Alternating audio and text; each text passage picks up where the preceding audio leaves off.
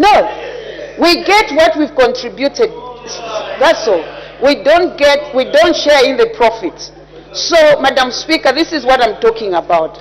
Madam Speaker, the truth of the matter is that it's good to be in the opposition. We talk a lot. It was on this floor of the House there. Some honorables would even say, when we come into power, we'll not borrow. Even His Excellency, when he came, said, we're not going to borrow. Now, Madam Speaker, they've been borrowing. Why are they borrowing when we have resources? Why should they do that? I think I ruled on that to say the acting Minister of Finance, you've mentioned something, he's going to respond. You've mentioned it, we've heard, so it will be up to the Minister to give us the proper or the correct position over that matter of no borrowing is concerned. So you may just make progress. Thank you, Madam Speaker. Madam Speaker, I'm really sad because if we continue borrowing, already we are heavily indebted. So what are we going to leave for our children?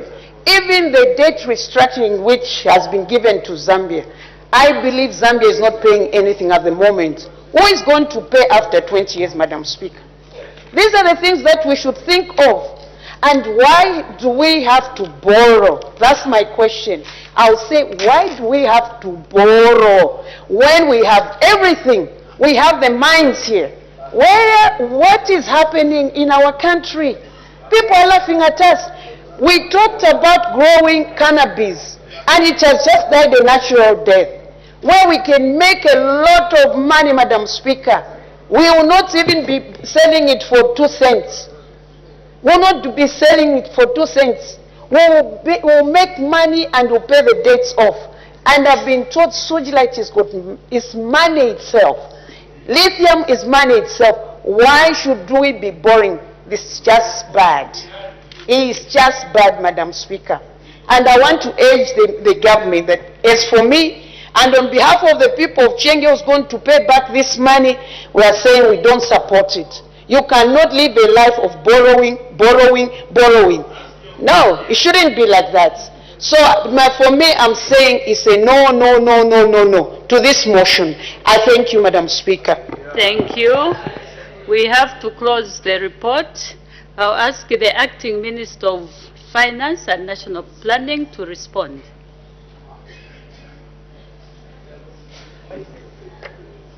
Madam Speaker,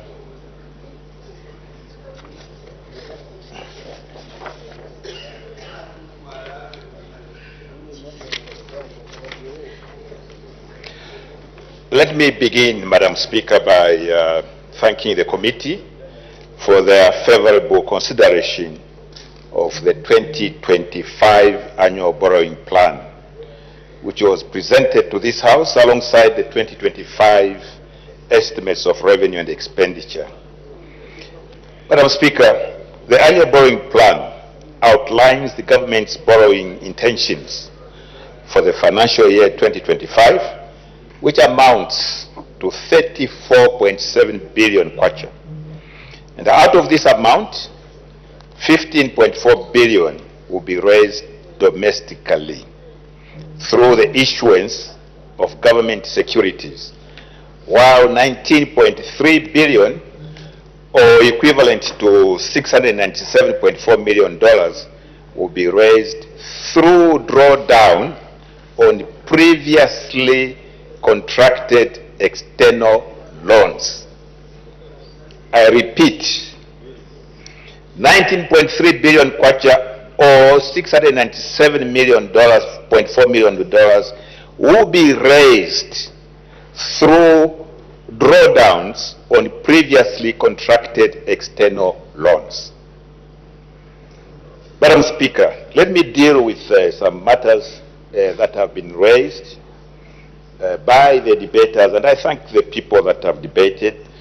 Apart from the move of the motion, the seconder, we've had the Member of Parliament for Chilovi and also the Member of Parliament for from Chiengi. Now I hear some comments made, and it surprises me. When people talk about we have resources, why should we borrow?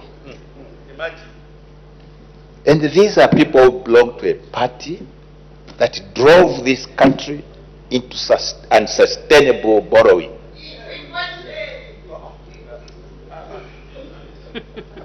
But let me explain. The budget is normally balanced in terms of the revenues that we're able to obtain from within ourselves. And then we balance this against the expenditure that we want to achieve in the country. Order, Honorable Minister. Is the point of order on the Minister? Speaker, point of procedure. Madam Speaker, when Order, honorable members. When the Minister is debating, Madam Speaker, what I know is that we are supposed to get a policy statement explaining to us why he wants us to agree on the plan of borrowing. Now he has started politicking. Is it in order, Madam Speaker, to start politicking when he's supposed to give us a policy direction? I seek your serious ruling. As far as I'm concerned, the Minister is supposed to have a written speech, and also he is permitted to respond to the issues that are raised on the floor of the House, especially if they are not contained in his speech. He can move away from the speech and respond to those issues. But I've seen that the Minister has got a speech with him. So the Honorable Minister, you may continue. The Minister is not out of order. Thank you, Madam Speaker. Exactly what I'm doing. I've got a policy statement and a reply, but I was directed by the Honorable Madam Speaker to respond to the issues raised by the Member of Parliament for Chiengi. So I will do both. Madam Speaker, the continued preparation and publication of the annual borrowing plan not only fulfills the requirements of the Public Debt Management Act number 15 of 2022, but also reaffirms the government's commitment to transparency and accountability in the contraction and management of public debt. The 2025 annual borrowing plan was developed in line with the 2024 to 2026 medium-term debt strategy, which is aimed at meeting government financing requirements at the least possible cost with a prudent degree of risk. The 2025 annual borrowing plan also aligns government's commitment to ensuring the sustainability of the nation's public debt in terms of optimizing concessional financing while maintaining a zero ceiling on commercial external borrowing. Madam Speaker, this is very clear. What government is saying is in this borrowing plan, we shall rely on concessional borrowing, which in this case is the drawing down on the concessional loans that were already contracted. And we have said in terms of commercial borrowing, there is a zero ceiling. As far as possible, this will be zero. Unlike a certain party that straight away went into commercial borrowing, which led us into problems. Madam Speaker, I have noted the concern of the committee regarding the non-inclusion of all the terms and conditions attached to the proposed loans in the annual borrowing plan. I wish to indicate that the presentation of the annual borrowing plan to this House is the first stage in the process of debt contraction. Therefore, at this stage, government is only able to provide broad indicative terms of the proposed borrowing as provided for under Section 8(3) of the Public Debt Management Act of 2022. The law also provides for reporting mechanisms to this House on the actual loans contracted, including associated terms and conditions, primarily through the annual public debt guarantees and the grants execution report. Madam Speaker, I also note that the committee's recommendations for performance updates on the annual borrowing plans to be more granular. In the spirit of upholding transparency and accountability in the management of public debt, my ministry will endeavor to provide in the annual borrowing plan performance reports more granular information regarding the terms of the loans contracted within that particular financial year. Madam Speaker, I acknowledge the committee's concern regarding the absence of regulations to establish a sinking fund for the new Bond A and Bond B. Madam Speaker, for explanations, Bond A is expected to mature in 2029, while Bond B is for 2053. I wish to inform the House that the Ministry has initiated the process of issuing a statutory instrument in relation to the establishment of a sinking fund for the restructured bonds A and B. The statutory instrument will facilitate the required contributions to the sinking fund to ensure timely debt service for the bonds. Following the restructuring of the bonds, the first payment was made in June 2024, with the next payment by end of the year.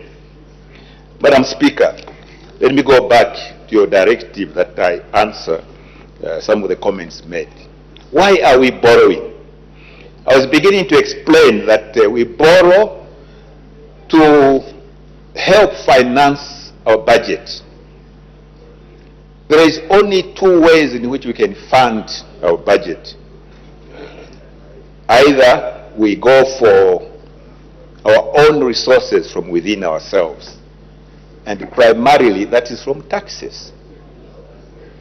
And if someone comes on the floor of this house and says no government must borrow because we have sufficient resources, what basically they're asking is we must tax the Zambian people even more.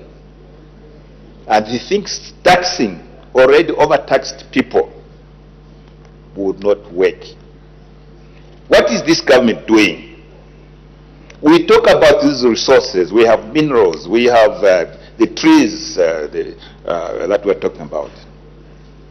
The answer to utilize or to create more resources, financial resources from our natural resources, is to grow the economy. And that is why this government has spent a lot of time on ensuring the resuscitation of the mining industry. We keep talking about what we have done in Mopani, what we have done in KCM, what we have done in the mines in Northwestern province, where billions of dollars are coming in. This will grow the economy.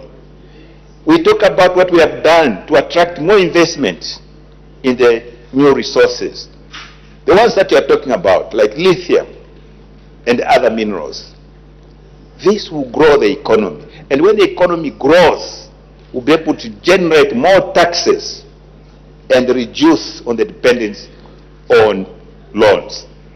But we're talking about responsible borrowing. When the Honorable Minister, Honorable Mwepwa, was talking about what was in our manifesto, or what did we say when we were in opposition? At no time did we say we are not going to borrow. We talked about responsible borrowing. And if you look at this document, it's all about responsible borrowing. We have limited the amount of money that we are going to borrow. And we have said we shall only focus on borrowing concessionary loans.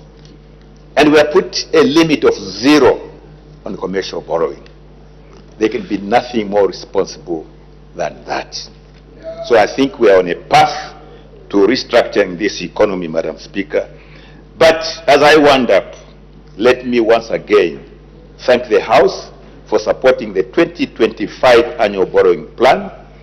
As a ministry, we will continue updating the House on the implementation of the annual borrowing plan through the performance reports, which will be submitted biannually. Additionally, we remain committed to ensuring that all borrowing is undertaken in line with approved terms in the annual borrowing plan. Madam Speaker, I thank you. The Honourable Member for Momba, wind-up debate. Madam Speaker, thank you very much for giving us, as a committee, the opportunity to present this report. In doing so, Madam Speaker, allow me to thank the members of this committee, the Planning and Budgeting Committee, for their commitment towards the work, and also just to thank the members who have debated, that is my vice, in supporting the motion, the Honourable Member of Parliament for Chilubi, Honourable Fuge. Madam Speaker, in his only admission, he has indicated that he has not done accounting. So I do understand, Madam Speaker, some of the terms such as the financing and issues of net borrowing. But I can assure the member that, Madam Speaker, the committee did a good job in looking at this report, and be assured that there are no amounts that which are hidden in the plan. And also to thank the Member of Parliament for Chiengi. I think she was more of talking about the need to enhance our domestic resource mobilization. Finally, Madam Speaker, just to thank the Acting Minister of Finance and National Planning for the responses he has given to our report. So it remains with me, Madam Speaker, to ask the members of this House in seeking their support in adopting this report. I thank you, Madam Speaker. Thank you.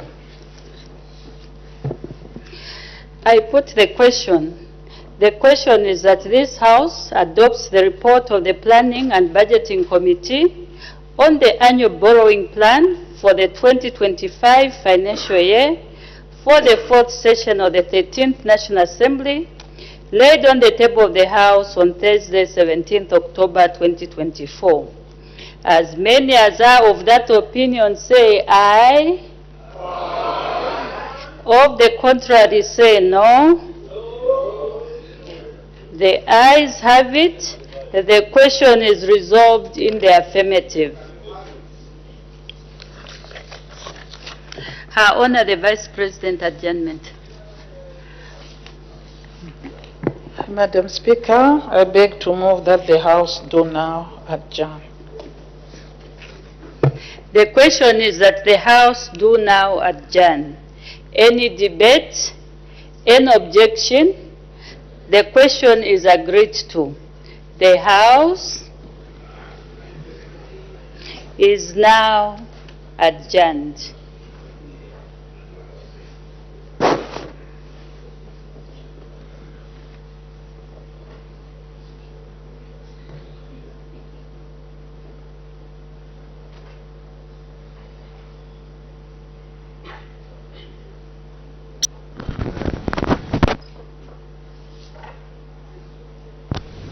Thank you very much for still staying with us on Parliament Television. Business of the day has just been concluded, and the report of the Planning and Budgeting Committee, which was moved by Mr. Chatila, has just been adopted. So we look at a business that has been transacted on the floor of the House from the time the House started sitting at 14:30 hours. And we look at Her Honor the Vice President's announcement on the business of the House for the period 29th October to 8th November 2024. And in this announcement, Her Honor the Vice President did inform the House that business of the House in the next 2 weeks is expected to start with announcements and rulings, if there will be any, as well as ministerial statements. And two private members' motions are expected to be considered. 5 bills also expected to be considered by the House. And of course, there are also some reports that are expected to be considered, as well as questions that may come up in the course of the next 2 weeks. And after that statement by Her Honor the Vice President, there was an announcement that was made by the Honorable Madam First Deputy Speaker, and in this announcement she recognized the presence in the public gallery of community leaders from Nalolo Parliamentary Constituency Office. And she also announced to the House the presence in the Honorable Madam Speaker's gallery of a delegation of honorable members of the committee on the backbenchers business and staff from the Parliament of Ghana, and the Honorable Madam First Deputy Speaker did actually acknowledge and welcomed the visitors to the National Assembly. And Madam Speaker also did acquaint the House in the presence, the Speaker's gallery, of the chairpersons of health committees in the SADC region, staff from the Global TB Caucus and partners. And following this announcement on the visiting chairpersons of the health committees in the SADC region, the First Deputy Speaker did inform the House that the Zambian Parliamentary Caucus on Tuberculosis will be relaunching the TB Caucus on Tuesday, 29th October 2024 at 18 hours. That is today at Protea Hotel Marriott at Arcades Shopping Mall right here in Lusaka, and that she would grace the occasion. The Honorable Madam First Deputy Speaker called on all interested members of Parliament who were interested in joining the tuberculosis caucus to attend the relaunch, which is on a voluntary basis. Thereafter, we had a ministerial statement which was rendered by the Honorable Minister of Home Affairs and Internal Security. The ministerial statement was to clarify whether the 6th President of the Republic of Zambia, Mr. Edgar Chagwa Lungu, was attacked in Chingola on Sunday, 20th October 2024, during the burial of the late brothers to Mr. Chishimba Kambwili. And this statement follows an urgent matter without notice raised by Mr. Charles Mulenga, Member of Parliament for Kwacha.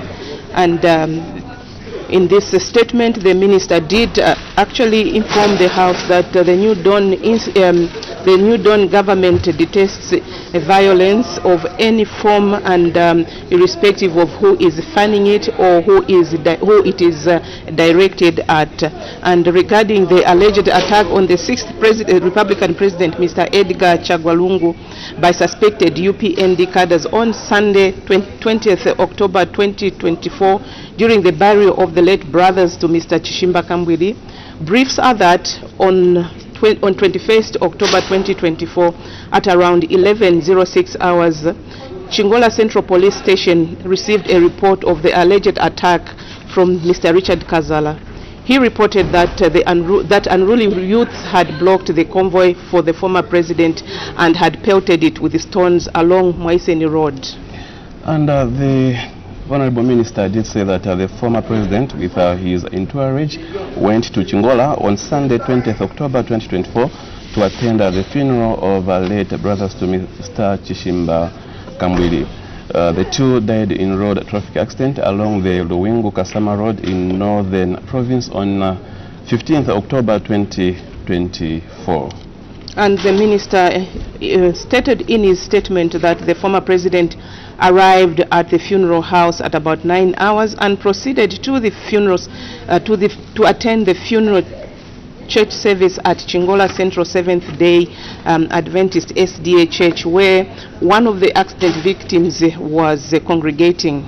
The minister did say that during the funeral church service, a report was received from the funeral house in Musenga area that some relatives and children of the late Pastor Mutale Kambwili had become unruly, adding that this was after their demand to have the body of Pastor Mutale taken to Soul Winning Ministries, where he was congregating, as opposed to an SDA church, was not granted. And he said that some of the mourners even gathered at the Soul Winning Ministries awaiting the arrival of the body of the late pastor, and the displeased relatives and children went on rampage, destroying property such as chairs and tents at the funeral house. And they also spilled some food, according to the report, and police officers rushed to the funeral house and found that the mentioned properties were indeed damaged, but the situation had been pacified. The minister further stated that the police officers were deployed to provide security at the church along the route and at the burial site, adding that there were also other police officers who were conducting motorized patrols. The route to the cemetery was well covered by the police, the minister said. And the minister also did inform the House that further the police officers were deployed to provide security along, and that when the church service at the Chingola Central SDA Church ended at around 12:30 hours, an announcement was made in church that the burial was going to take place at Chingola Cemetery, which is located approximately 500 meters away from the church. It was also announced that the former president's entourage would lead the way to avoid being caught in traffic.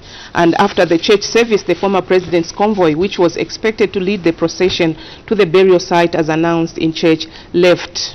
The former president and his entourage did not go to the burial site. The minister further added that on 21st October 2024,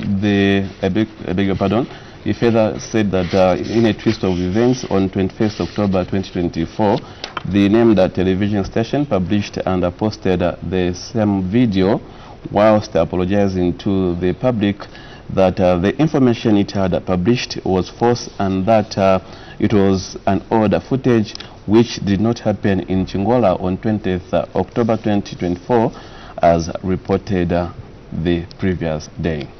Yes, and of course there was a report on the evening of 20th October around 18 hours. A named station aired a news item on its web page in which one member of the entourage allegedly posted a story and a video portraying that Chingola UPND cadres had attacked the former president Edgar Chagwalungu's convoy in full view of the police. The member narrated that the former president Edgar Chagwalungu's convoy was attacked at Maiseni roundabout by UPND cadres who blocked the road as the convoy was heading to the burial site. It was also reported that the convoy was stormed by the UPND cadres. The minister just said that investigations into the matter revealed that the information on the video was false, as the incident did not happen in Chingola and that the place depicted in the video is not Chingola. And it was also revealed that officers in the video were not Chingola-based officers.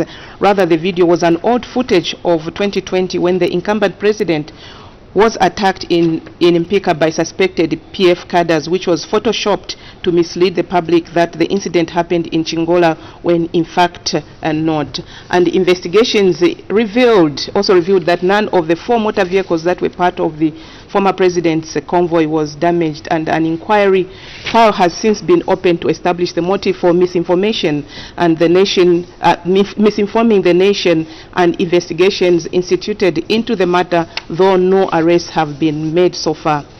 The minister said that to secure the cyberspace and protect the people from disinformation, he did say that the government is repealing the Cyber Security and Cyber Crimes Act of 2021.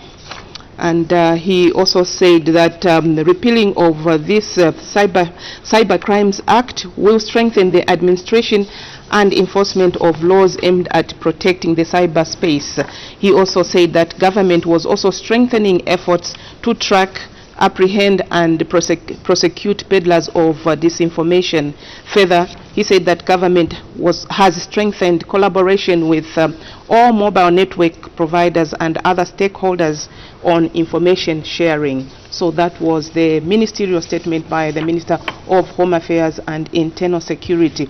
We look at what was on the order paper for today concerning the questions for oral answer by different members of parliament, and this is under Standing Order number 80. Yes, indeed. So we had 7 questions under Standing Order 80.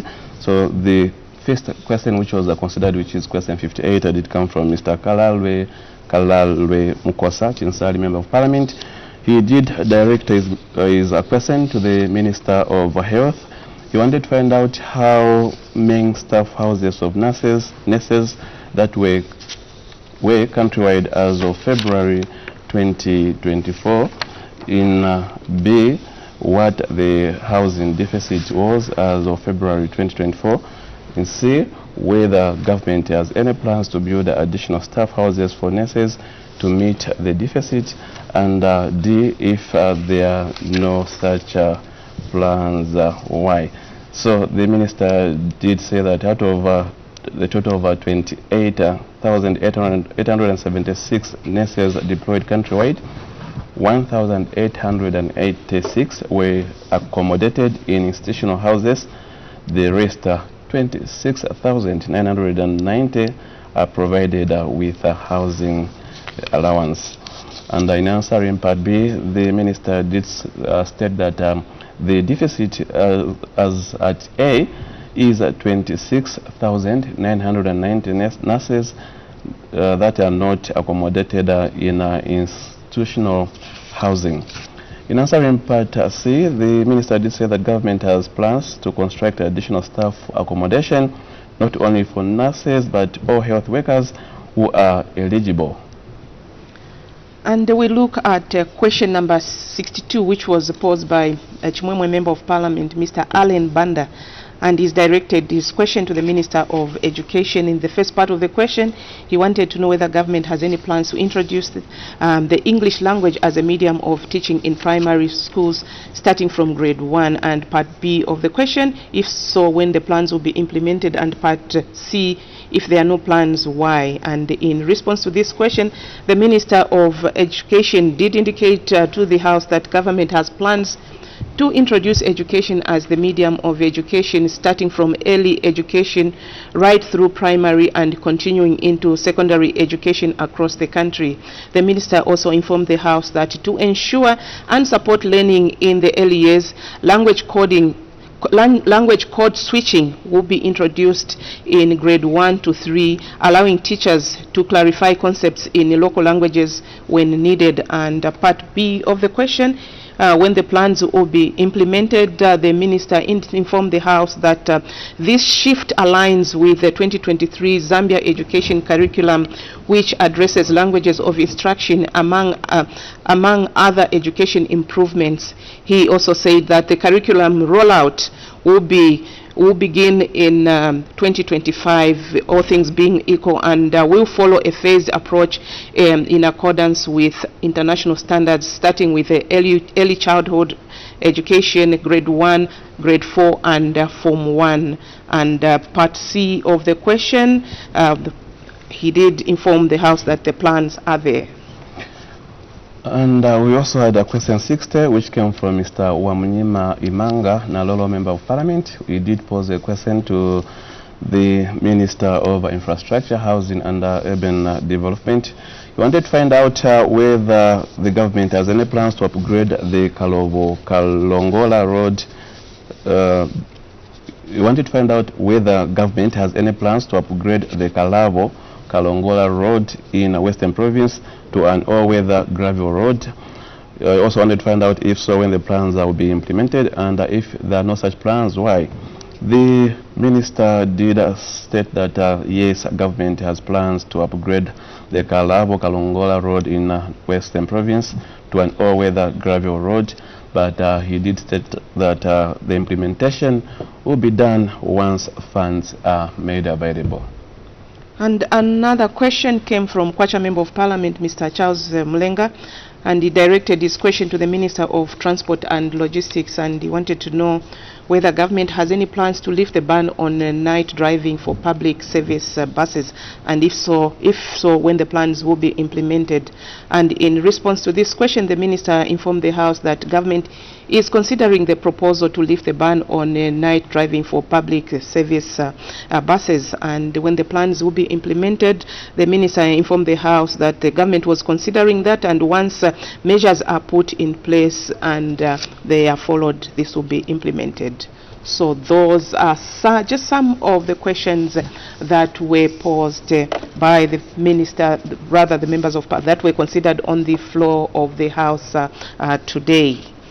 Yes, so after consideration of those 7 questions, the House did go on to consider the motion, which was moved by Mr. Fred Jadila, urging the House to adopt the report of the Planning and Budgeting Committee on the annual borrowing plan for the year 2025 financial year for the 4th session of the 13th National Assembly, laid on the table of the House on Thursday, 17th October 2024. This motion was seconded by Ms. Brenda Nyerenda, who is Lundazi constituency member of Parliament. And we had voices of Chienge had added their voices to this motion, and also Chiluvi member of Parliament, Mulenga Fuve. So Chienge member of Parliament, Given Katuta, did add her voice to this motion, and the motion has since been considered and adopted by the House. So that is a business for today, Joe. Well, Pauline, it has been a very interesting day indeed, and we would like to thank each and every one of you for tuning in to Parliament Television, the station that brings Parliament closer to you. On behalf of our sign language interpreters, Chola Kaoma and Jason Manda, I am Joe Akatama, saying bye-bye and stay blessed.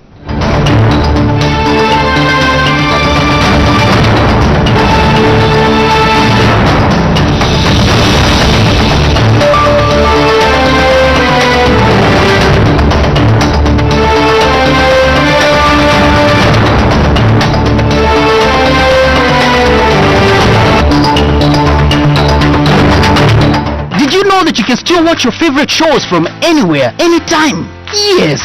Just download the StarTimes own app from Google Play or Apple Store, then register.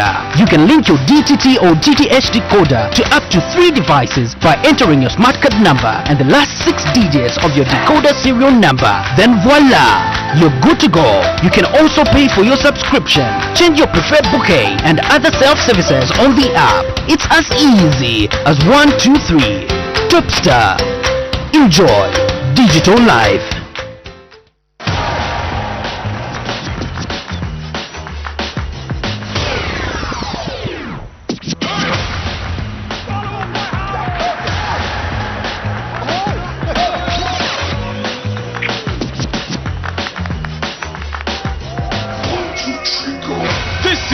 Enjoy the best football moments with your hashtag BFFGoTV.